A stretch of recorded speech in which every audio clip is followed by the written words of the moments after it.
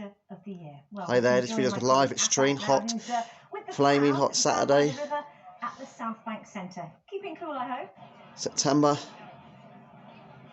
Weather forecast, London City. Weather forecast.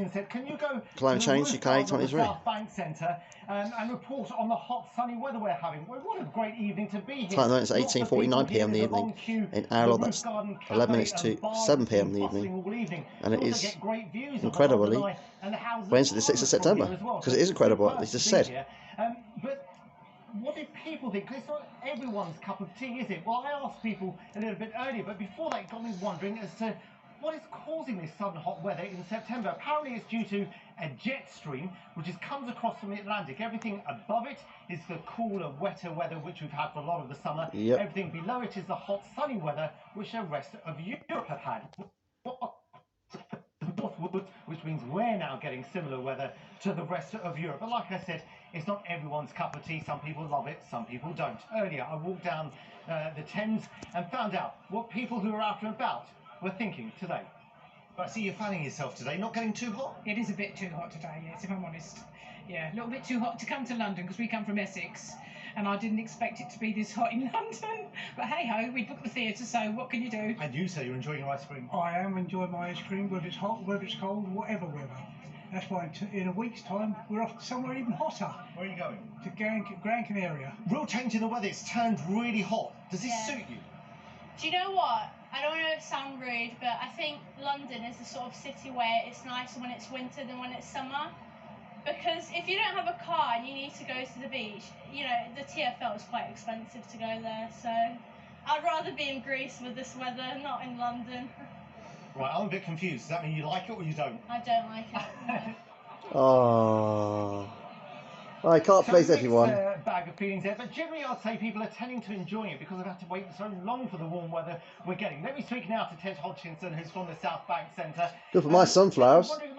They're late this year. Indoors, so in my mum's dad's garden. What's happening? But I hope they're all right because I'm not going to get any water for a while. To say that because a lot of the talks and the literature events I do happen inside. In fact, tonight, right below where we're speaking, Zadie Smith's launching her new novel in a beautifully air-conditioned space. But yeah, you know, one of the things I find really enlivening and energizing for me is seeing this site come to life, filled with bustle and activity, and there's so much to do on this site indoors and outside. There's some fantastic public art in the public spaces. I suppose as people are out and about, more people tend to drop in to see what you're doing. So what are you doing?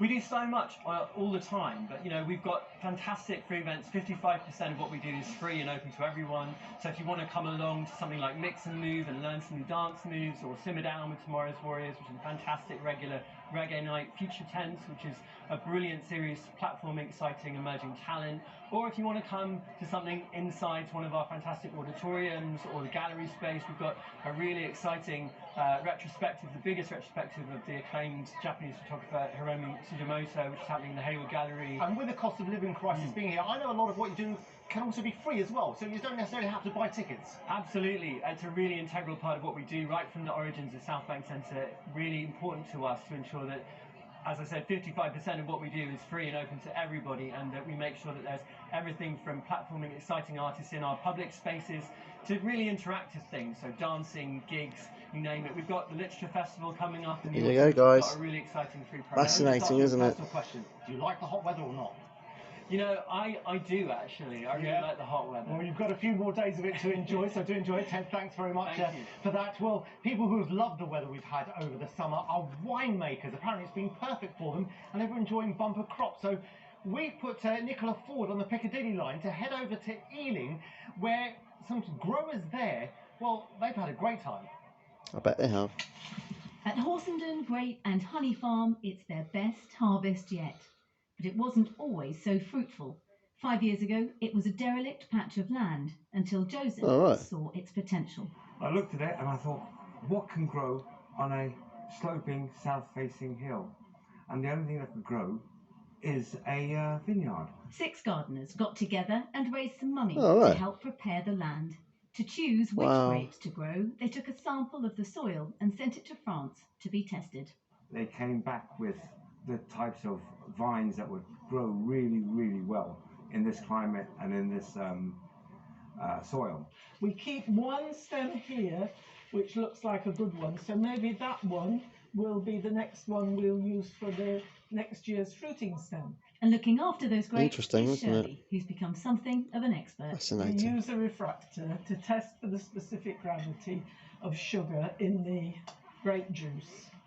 And then we know whether It'll be very hot this Saturday, guys. These ones are 77. Maybe 35 Celsius or so. Okay to pick. Which I thought would be Today Wednesday is this the week. big Who grape knows? harvest, and volunteers from the community have come to help. After the grapes are picked, they're weighed, and then the arduous task of de-stemming them begins. No, it was sold to us that we were going to be picking grapes and then treading them.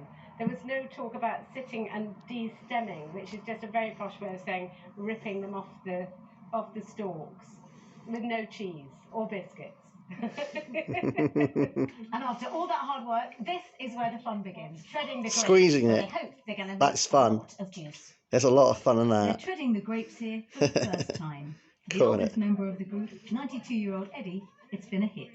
Oh, it's lovely as a squeeze up between your toes, isn't it? I'm sure it's not quite the way it's done in places, but we think, well, it works. We've got wine in the bucket, so that's a good start. Once it's been collected, the juice will be left to ferment until it's ready to be bottled and sold to the community. That's what I call So local last wine. year's wine. So hopefully it's matured enough. Cheers. Cheers. Marvellous. Very nice. It's not bad actually. I'm quite pleased with it. Nikki Ford, BBC London. Marvellous. It's a tough job. There you Someone's go, got to guys. do it. Now, finally, I want you to meet If you like this video, please hit a thumbs up. Subscribe to my channel on Sunny Jones. Watch the video. Bye.